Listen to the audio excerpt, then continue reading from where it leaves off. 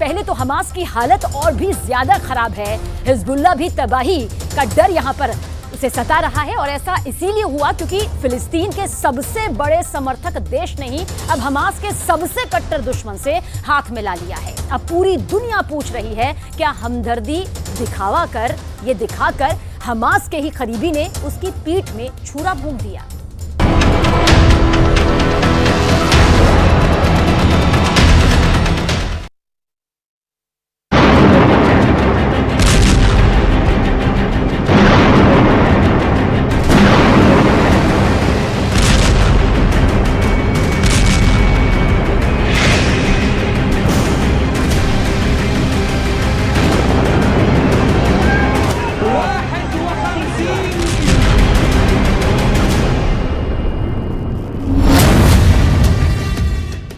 Israel ने कह दिया है कि हमास का खात्मा तय है।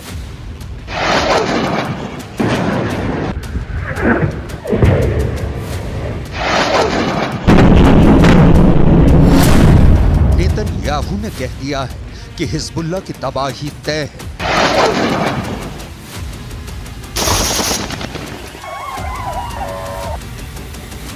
अमेरिका और इजराइल दोनों कह रहे हैं कि हूथी भी मारा जाएगा।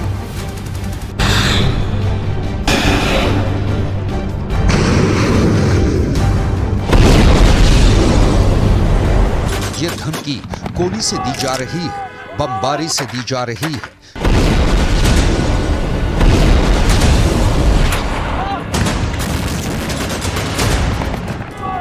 मिसाइल के हमलों से दी जा रही है, लेकिन हमास को खत्म करने की सबसे बड़ी सुपारी तो उसके सबसे बड़े हिमायती ने ही दी है।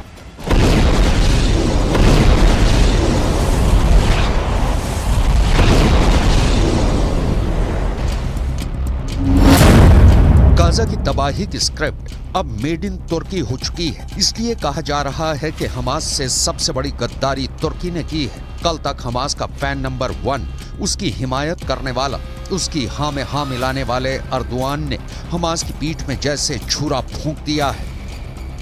हर दिन, हर घंटे, हर मिनट, हर सेकंड, हर मुश्किल घड़ी में फिलिस्तीन के साथ खड़े रहने का वादा करने वाले अर्दोआन ने इजराइल से दोस्ती का हाथ मिला लिया है। इस दोस्ती का मतलब है हमास की मौत और इसमें अर्दोआन की मंजूरी शामिल है। अब तुर्की को इसी नजरों से देखा जा रहा है जिसमें धोखा है, जिसमें गद्दारी है, जिसमें हानिया की मौत भी छिपी हुई है।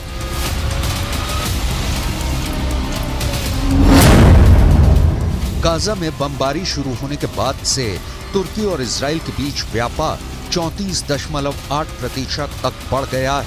इजराइल को तुर्की का निर्यात नवंबर में $319.5 मिलियन से बढ़कर दिसंबर में $430.6 मिलियन हो गया।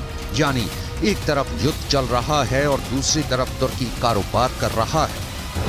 मतलब ये कि युद्ध होने के बाद से तुर्की और इजराइल के बीच व्यापार बढ़ गया है।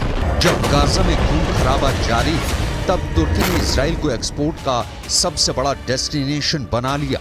तुर्की ने फिलिस्तीनियों की जान की कीमत अपनी एक्सपोर्ट वाली डील से मिटा दी है। यही वजह है कि तुर्की और आसपास के पूरे पश्चिम एशिया के लोग अर्दोआन से सवाल कर रहे हैं। इस वक्त इजराइल की सेना की वर्दी भी तुर्की में बन रही है। इस वक्त इजराइल जिन जूतों से गाजा को रौंद रहा है वो भी तुर्की में बन रहे हैं। इस वक्त ठंड से बचने के लिए इजराइल के सैनिक जिन गर्म कपड़ों का इस्तेमाल कर रहे हैं वो भी तुर्की में तैयार हो रहे हैं। ये दुनिया जानती है कि गाजा में अटैक के बाद सबसे पहले अर्दोआन ने इजराइल की निंदा की थी। अर्दोआन ने तो नेतन्याहू की तुलना हिटलर तक से कर डाली थी। अर्दोआन ने हर समय फिलिस्तीन के लोगों के साथ खड़े होने का वादा किया था, लेकिन अब इस सच्चाई से पर्दा उठ चुका है। पूरी दुनिया को पता चल चुका है कि भले ही तुर्की के राष्ट्रपति तैयब अर्दोआन फिलिस्तीनियों के साथ खड़े होने का ढिंडोरा पीट रहे हैं, लेकिन असल में तो वो नेतन्याहू के साथ मिलकर बहुत खामोशी से अपना कारोबार चमका रहे हैं।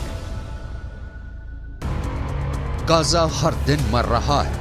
वहां के लोगों को युद्ध की बहुत बड़ी कीमत चुकानी पड़ रही है। हर बढ़ते दिन के साथ गाजा में इजराइल की फोर्स का ऑपरेशन तेज होता जा रहा है, तो दूसरी तरफ हमास के हिमायतियों की भी खैर नहीं है। लाल सागर में कोहराम मचाने वाले हुथी विद्रोही अब अमेरिका और ब्रिटेन के टारगेट पर आ चुके हैं। ब्रिटेन की नौसेना के डिस्ट्रॉयर डायमंड ने हुथी के 21 ड्रोन और मिसाइल को मार गिराया है। डायमंड के हमले से हुथी विद्रोहियों को बहुत बड़ा झटका लगा है। इस हमले में 18 drone, 2 anti ship cruise missile और 1 एंटी शिप बैलिस्टिक मिसाइल को लॉन्च होने के बाद ही गिरा दिया गया। गाजा में चल रही बमबारी के बाद हुथी प्रोएक्टिव है। उनको ईरान का समर्थन भी हासिल है। वो लाल सागर में इजराइल के जहाजों को निशाना बना रहे हैं। 19 नवंबर के बाद से लाल सागर में कार्गो शिप पर ये हुथी का 26वां हमला था। हुथी विद्रोही लगातार इजराइल पर हमला कर रहे हैं। क्रूज मिसाइल भी फायर कर रहे हैं। बैलिस्टिक मिसाइल से भी इजराइल के दक्षिणी इलाके पर अटैक कर रहे हैं। साथ में इजराइल और अमेरिका को लगातार धमकियां दे रहे हैं। हुथी विद्रोहियों के टारगेट 2 हैं। पहला है इजराइल और दूसरा है अमेरिका। हुथी विद्रोहियों ने इजराइल के शिप को टारगेट करना शुरू कर दिया है। वो अमेरिका को भी अपना दुश्मन नंबर 2 मानता है।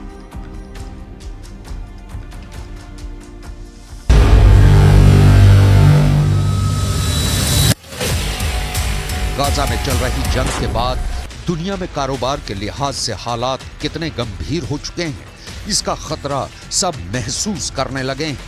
इजराइल ने दुनिया के प्रेशर के सामने झुकने से मना कर दिया है। लिहाजा अब हुथी विद्रोही, जिनकी ईरान से बेहद करीबी है, उन्होंने इजराइल के शिप को टारगेट करने का फैसला किया है। वो जानते हैं कि उनके करीब से गुजरती शिपिंग लेन दुनिया की लाइफलाइन है और यहां पर हमला करने का मतलब इजराइल के गले पर हमला करने जैसा है। من الملاحة في البحرين العربي والأحمر حتى وقف العدوان ورفع الحصار عن إخواننا الصامدين في قطاع غزة. إن القوات المسلحة اليمنية تؤكد حرصها الكامل على استمرار حركة الملاحة في البحرين الأحمر والعربي إلى كافة الوجهات عدا موانئ فلسطين المحتلة. आखिर समंदर में ऐसा उबाल क्यों आ रहा है? अब यमन के हुथी विद्रोहियों ने इजराइल और उससे जुड़े जहाजों पर हमले तेज कर दिए हैं। यानी अदन की खाड़ी में और लाल सागर में अब कार्गो जहाज के 2 दुश्मन तैयार हैं। यमन के हुथी विद्रोही जो गाजा पर इजराइल की बमबारी रुकवाने के लिए इजराइल के जहाजों या उसके लिए माल ले जा रहे कार्गो शिप को टारगेट कर रहे हैं। ये दोनों अदन की खाड़ी और लाल सागर में जहाजों को टारगेट कर रहे हैं। यहीं से एशिया की तरफ से यूरोप को रास्ता जाता है। दुनिया की सबसे अहम शिपिंग लेन मिस्र की स्वेज कैनाल से गुजरती है। अगर इस शिपिंग लेन की तरफ लाल सागर से होता हुआ जा रहा रास्ता ब्लॉक हो जाता है तो ये रास्ता 6000 किलोमीटर लंबा हो जाएगा, क्योंकि तब समुद्री जहाजों को अफ्रीका का चक्कर लगाकर यूरोप पहुंचना होगा। अगर इजराइल जाना है तो रास्ता 10,000 किलोमीटर तक ज्यादा हो जाएगा। 3 से 5 दिन का सफर और लंबा हो जाएगा। ज्यादा फासला यानी ज्यादा लागत, ज्यादा वक्त और कारोबार पूरी तरह चौपट। यही है यमन के हुथी विद्रोहियों का टारगेट, क्योंकि वो गाजा में बमबारी का बदला इजराइल के जहाजों को बनाकर करना चाहते हैं और ऐसा उन्होंने करना भी शुरू कर दिया है।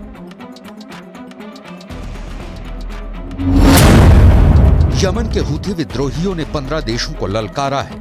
यानी हुथी विद्रोहियों ने 15 देशों से युद्ध लड़ने की तैयारी कर ली है।